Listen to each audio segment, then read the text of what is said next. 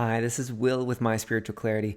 This video is all about when you know what to say, mostly, but you still feel like an imposter. You have that voice in your head that says, "Who do you think you are?" Okay.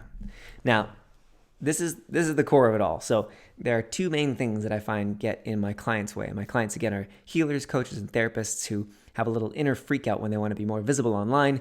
What they want is to attract more clients. They want to be able to speak their truth, get themselves out there, but feel good about it, not feel inauthentic and overwhelmed or unsafe. So this is the core of it all. There are two things that I find at the core. One is the imposter complex, which has 8 parts to it. It's not so simple. So many people want to tell us, or experts want to tell us, oh, you just have to believe in yourself, or oh, you just need to do power poses. And power poses are great. I love them. But there are 8 pillars to the imposter complex. It's not so simple. That doesn't mean it has to take a lifetime. It doesn't mean it has to take 10 years. But I'd be doing you a disservice if I tried to dumb it down or oversimplify it and try to make it one thing instead of allow it to be the 8 that it is. So in these videos, this 8-part series, we're going into some of those, about half of them, in different ways, but not all of them because it'd just be too much. So the core of it is the 8 pillars of the imposter complex, and the second is the helper's paradox. And that's why I talked about it very first thing, because I find that once you address that and you're really aware of it, really conscious of it, my clients make such great progress with the rest of our work because they're seeing that the real foundation that's been holding them back, the actual block that's been holding them back. It wasn't about motivation. I mean, maybe a little bit, but it wasn't about all these things that they thought. It was actually that need to help that was holding them back. So, who do you think you are? Who do you think you are? Who do you think you are? I mean, you can imagine anyone's voice in your head. It might be your mom's, your dad's, an old teacher.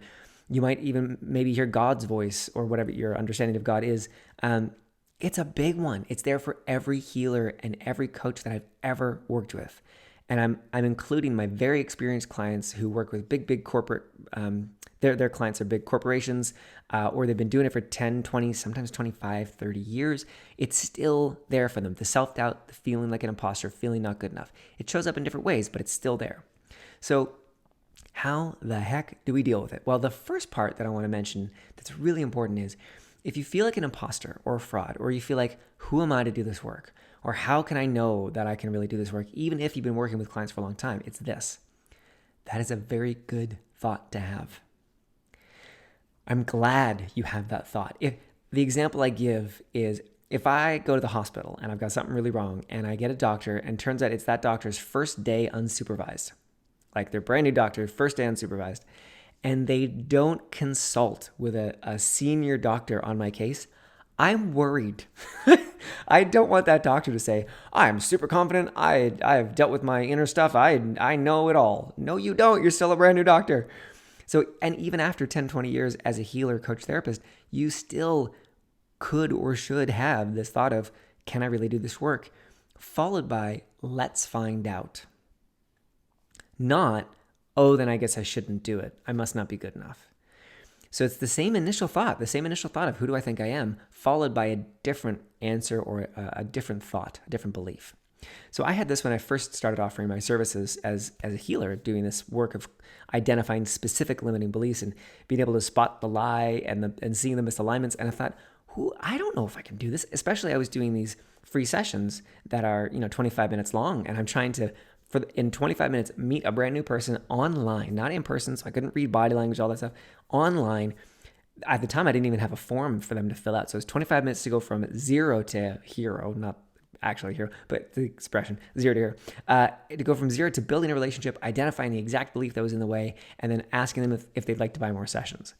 And I did it consistently. But in the beginning, I didn't know if I could do it. I really had that thought of, who do I think I am? Can I really do this?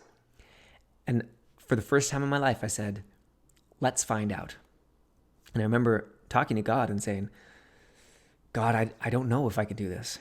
I don't know if I'm good enough. I don't know if I'm capable enough, but I'm willing to find out. I spent enough time mucking around with the self-doubt and feeling like a fraud. I'm willing to find out. Please be with me while I figure this thing out. And it ended up going really, really well. So that's the first part. If you're feeling like a fraud, good. Don't try to overpower that.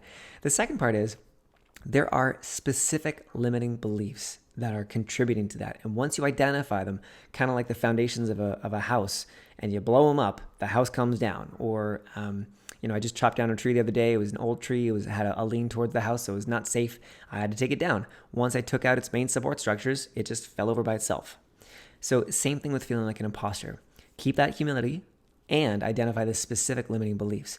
Now, I can't tell you what they are over a video. There are some common ones, but it's really work to do one-on-one or in a group. So if you're interested in that part of this work, please do reach out. The third thing, and this is the tool for today, is I call it 10 testimonials. If you're having doubts, self-doubt about your abilities, if you're good enough, go and work with either pro bono or paid 10 clients or collect these testimonies from previous clients. And once you get 10 solid testimonials, you make a document on your computer that's called testimonials.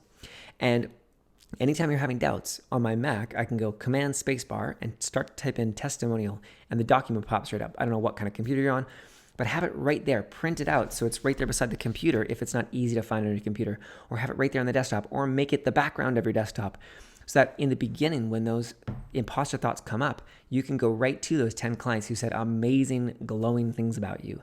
This is exactly what I did in the beginning of my healing practice, and it worked like a charm. No one told me to do this. I don't know how I came up with it, but I just thought I got to have these testimonies. I got to remind myself in those down moments of who I really am and the good work that I really do. So those are the three things. One, it's good that you feel like an imposter sometimes. Two, there are specific limiting beliefs that we can address together. And three, collect or create the 10 testimonials that you need to reaffirm the good work that you do.